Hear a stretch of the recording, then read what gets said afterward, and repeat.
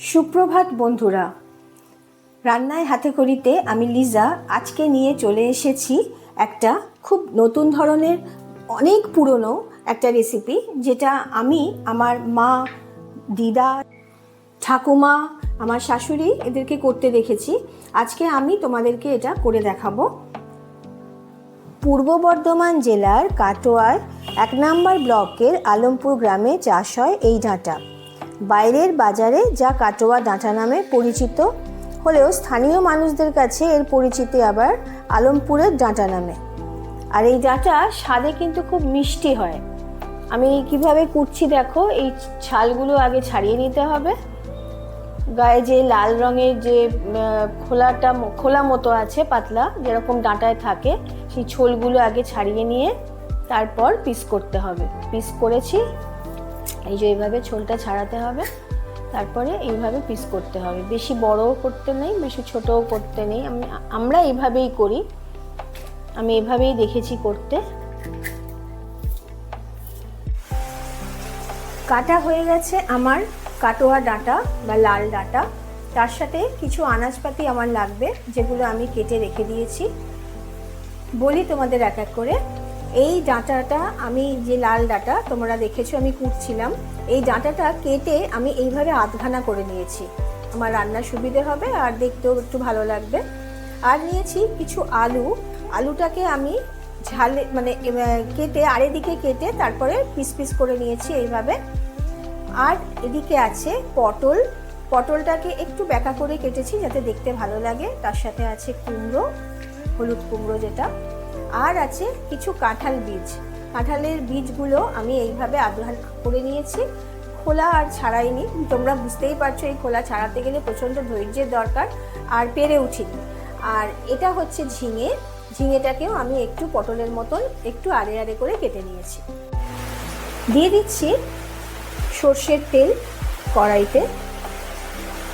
কড়াইয়ের ডাল বা বিউলির ডালের বড়ি নিয়ে নিয়েছি, এগুলোকে আমরা বড় বড়ি বলি। এগুলো একটু ভেজে নেব তেলেতে। তোমরা কিন্তু আওয়াজ পাচ্ছ, আজকে বিশাল জোরে বৃষ্টি হচ্ছে, বাইরে মুষলধারে বৃষ্টি পড়ছে। তো সেই আওয়াজটা আমার কথার সাথে হয়তো তোমরাও পাচ্ছ। এখানে প্রচুর জোরে বৃষ্টি হচ্ছে, তার মধ্যেই আমি তোমাদেরকে আমার একটা রান্না শেয়ার করছি। বড়িটা ভাজা হয়ে গেছে, এবার আমি বড়িটা তুলে রাখছি। এটা একটা খুব সুন্দর নিরামিষ ডিশ বলতে পারো, খেতে খুব সুন্দর হয়। যারা ভেজিটেবল পছন্দ করো, যারা আনাজপাতি খেতে পছন্দ করো, তাদের তো খুব ভালো লাগবে। এটা খুব টেস্টি হয় রান্নাটা। এবার আমি এই তেলের মধ্যেই দিয়ে দিচ্ছি পটল। পটলগুলো একটু ভেজে নেব। আনাজপাতিগুলো একটু ভেজে ভেজে তুলে রাখবো।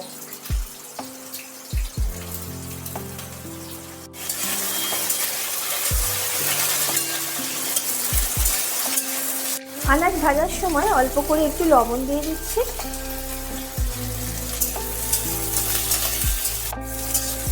পটলটা ভাজা হয়ে গেছে, এবার তুলে রাখছি।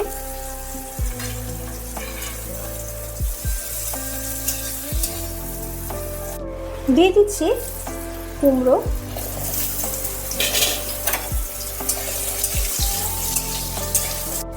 অল্প করে লবণ এটাও দিয়ে দিলাম।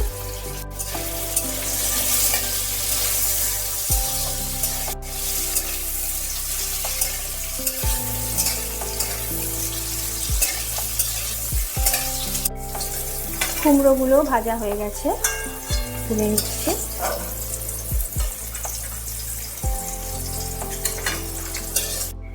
দিয়ে দিচ্ছি এর মধ্যে ফোড়ন, লঙ্কা, পাকা লঙ্কা,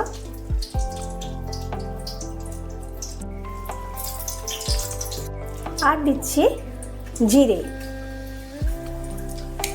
ফোড়নকে ভেজে নিচ্ছি। ভাজতে ভাজতে একটু ভাজলেই লঙ্কা আর জিরের একটা সুন্দর গন্ধ বেরোবে। তখন আলুগুলো আমি দিয়ে দিচ্ছি।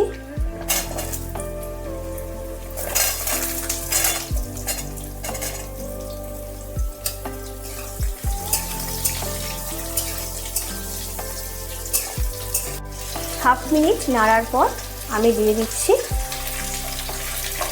ডাঁটাগুলো, লাল ডাঁটাগুলো।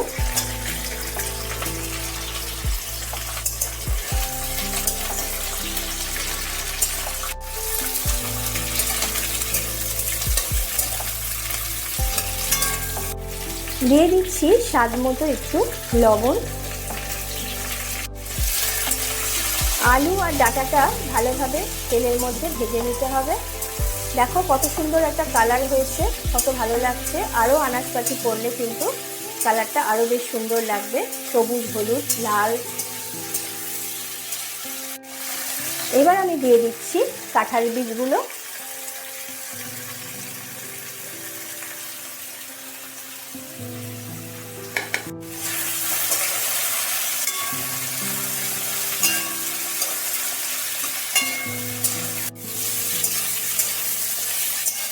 মিনিট 2-3 ভাজার পর একটু জল দিয়ে দিচ্ছি।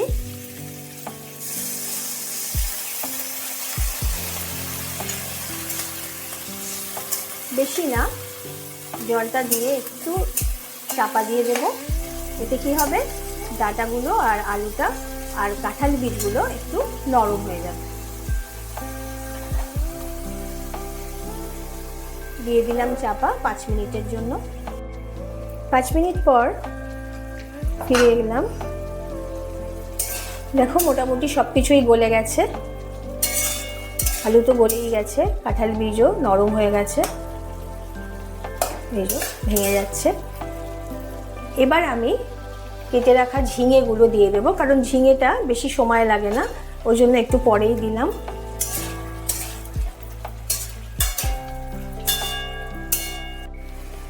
দিয়ে দিচ্ছি পরিমাণ মতো হলুদ।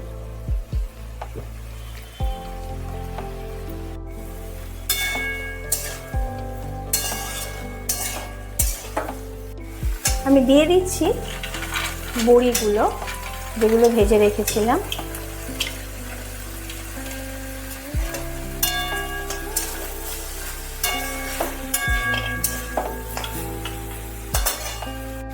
এবার আমি দিয়ে দিচ্ছি পরিমাণ মতো জল।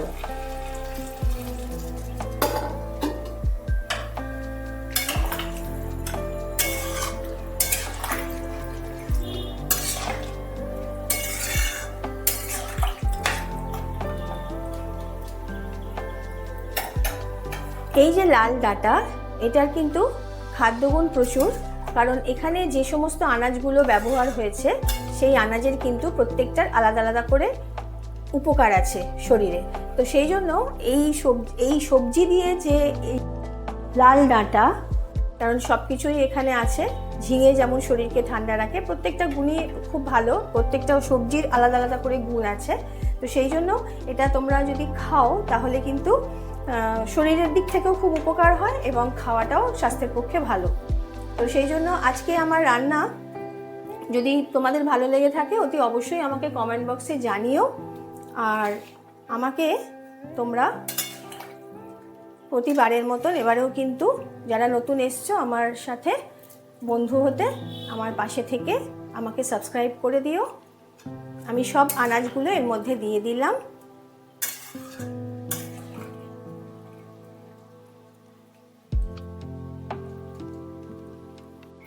এটা ফুটতে দিলাম। এবার আমি এর মধ্যে দিয়ে দিচ্ছি জিরে গুঁড়ো। সবজির পরিমাণ বুঝে জিরে গুঁড়োটা দিতে হবে।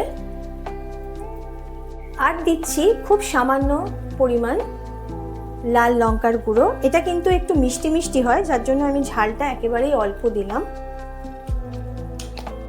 আমি তো এখানে স্বাদের জন্য একটু মিষ্টি ব্যবহার করব, তোমাদের যাদের প্রয়োজন নেই তারা কিন্তু মিষ্টি দিও না, তবে ঝালও কিন্তু বেশি হয় না।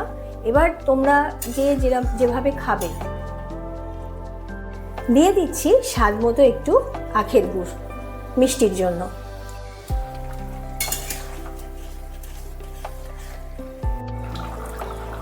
এই রান্নাটা একটু এরকম ঝোলঝোলি খায়, অনেক রকম সবজি দেওয়া আছে, একেবারে শুকনো হয়ে গেলে কিন্তু খেতে ভালো লাগবে না, ওই জন্য একটু এরকম ঝোলঝোল হবে, সেটাই খেতে ভালো লাগে। হয়ে গেল আমার লাল ডাঁটা দিয়ে আর পাঁচমিশালি সবজি দিয়ে তৈরি ব্যঞ্জন। তাহলে বন্ধুরা আজকে এই পর্যন্তই আমার হয়ে গেছে বলে রেসিপি আজকের মতন আমি গ্যাসের নব অফ করে দিলাম।